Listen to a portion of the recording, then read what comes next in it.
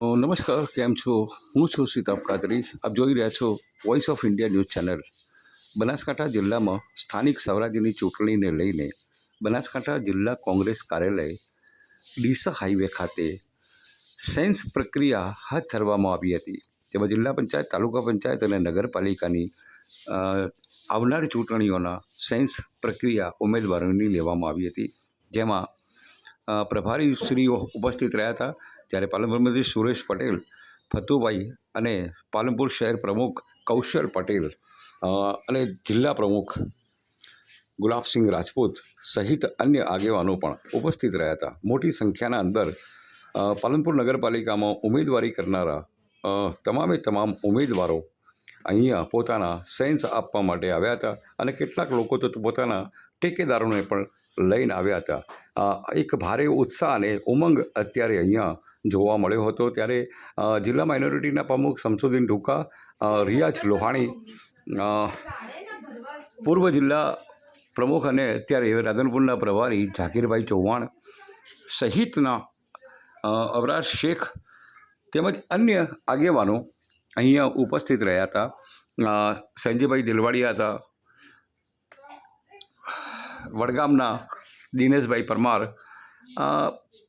કાર્યાલય મંત્રી ભાટિયાજી તેમજ અન્ય કોંગ્રેસના અગ્રણીઓ આશાબેન રાવલ, ભાવેશ રાવલ સહિત રવિ સોની પણ અહીંયા છેલ્લે આવ્યા હતા અને તમામે સાયન્સ પ્રક્રિયાની નિહાળી હતી. અને અત્યારે તમે જોઈ રહ્યા છો કે મોટાભાગના દરેક વિસ્તારોના જ્યારે પ્રભારીને આ બાબતે પૂછતા પ્રભારીએ પણ જણાવ્યું હતું કે દરેક વોર્ડમાંથી 10 જેટલા ઉમેદવારો છે અને ઘણા વોર્ડમાં 20 ઉપરાંત ઉમેદવારો એ પોતાની ઉમેદવારી નોંધાવી છે. અને અત્યારે મોટી સંખ્યાના અંદર દરેક વોર્ડના આગેવાનો અને ત્યાં અત્યારે આપ જોઈ રહ્યા છો કે સેન્સ પ્રક્રિયા ચાલુ છે. જેમાં વોર્ડ નંબર 4ના સહિત જેઓ પૂર્વ કોર્પોરેટર તરીકે ચૂંટાયેલા હતા તેમની સેન્સ પ્રક્રિયા ચાલુ છે. અને અત્યારે આ કાર્યવાહીમાં આવી દરેક સાથે પણ એમની સાથે વાર્તાલાપ કરી છે અને કોંગ્રેસના પ્રભારીઓએ બહુ ગંભીરતાથી દરેક ઉમેદવારને સાંભળ્યા છે. સાથે કૌશલ પટેલ અને સુરેશ પટેલ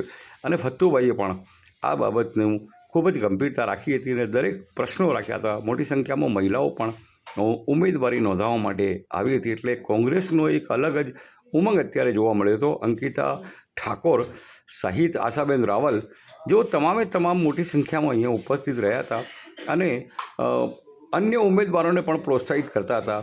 અને આ જે સાયન્સ પ્રક્રિયા અત્યારે આપ જોઈ રહ્યા છો એ સાયન્સ પ્રક્રિયાની કાર્યવાહી મોડા સુધી ચાલશે અને ત્યાર પછી આની કમિટીના અંદર આ નામો મોકલવામાં આવશે અને પછી તે નામોને ડિક્લેરેશન કરવામાં આવશે. જ્યારે આ બાબતે મીડિયાને આવેલા જે પ્રભારી મહેસાણાના ચૌધરી સાહેબે સંપૂર્ણ માહિતી આપી હતી અને તેમણે જણાવ્યું હતું કે પ્રક્રિયા ખૂબ જ સારી રીતે થઈ રહી છે અને ખાસ કરીને અમે લોકો એમનો ઉમેદવારોનો માપદંડ એ જ જોઈ રહ્યા છીએ કે ઉમેદવાર કોંગ્રેસનો કેટલો વફાદાર છે, કોંગ્રેસ માટે શું કામ કર્યું છે. આ તમામ બાબતોની ઝીણવટભરી તપાસથી અત્યારે દરેક જે સંભવિત ઉમેદવારો છે, જે ઉમેદવારી નોંધાવી છે, તમામની પ્રક્રિયા અત્યારે તેઓ હાથ ધરી રહ્યા છે.